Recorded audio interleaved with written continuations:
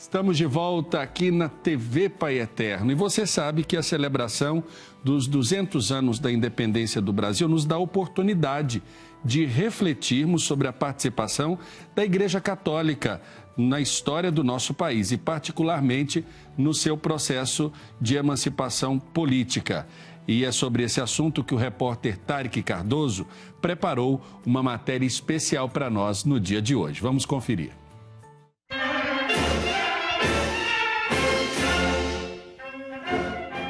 O grito de Dom Pedro I às margens do rio Ipiranga foi incisivo: independência ou morte. Este momento marcou a história e a separação entre Brasil e Portugal. Mas é preciso reconhecer que até Dom Pedro I fazer ecoar este grito, muitas vozes já clamavam pela independência em várias partes do país. Muitos movimentos revolucionários aconteceram e alguns foram liderados por religiosos católicos. A gente poderia destacar o Frei Caneca, que é também Joaquim do Amor Divino, é o nome religioso dele. Caneca foi em homenagem ao seu pai, que fabricava esse artefato. Ele foi e é considerado também um dos heróis da independência, justamente por causa da sua atuação direta na organização de movimentos, na reflexão sobre a importância do Brasil independente.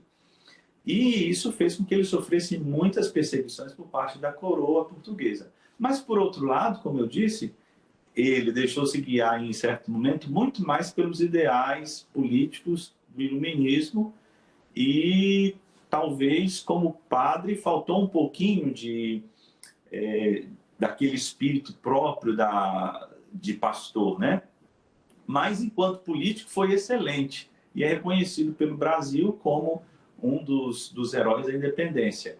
Em todo o mundo estava acontecendo um movimento de separação da igreja e dos governos absolutistas. E entre os religiosos aconteceu uma pequena divisão entre regalistas, que apoiavam a igreja estar submetida aos reis e a interferência deles na administração eclesial, e entre os galicanistas, que apoiavam que a igreja deveria ter sua independência administrativa e ser conduzida pelo Papa, independentemente dos monarcas em todas as nações. Segundo o padre Renato, na Europa, a Igreja Romana, liderada pelo Papa, via com esperança a independência das nações. A intenção da igreja, vamos dizer assim, nos bastidores ou no interno da igreja, ela torcia pela independência das nações, a fim de que pudesse estabelecer com as novas nações novas relações. Porque se relacionasse com os países da América Latina e da África como colônias dos países europeus, ela teria que reconhecer os direitos regalistas dos países europeus nessas colônias também. Agora, se essas colônias se tornam independentes, isso significa que a igreja também fica independente, livre dos pactos, dos acordos feitos com os países europeus que, de alguma maneira, roubavam, usurpavam da igreja a sua tarefa, a sua missão de pastorear, de organizar a igreja, de formar padres, né? A igreja, como um só corpo, acompanhou o processo de independência do Brasil, propondo a paz e o diálogo. A igreja sempre ocupou esse lugar de olhar de conjunto, tendo cuidado por tomar posições políticas, porque a igreja é lugar de comunhão. Ela não pode assumir posições políticas e político-partidárias ou ideológicas, porque senão ela vai sempre dividir. E essa prudência sempre orientou a vida da igreja. A Madre Joana Angélica pode ser considerada uma das religiosas que mais influenciou a luta pela independência.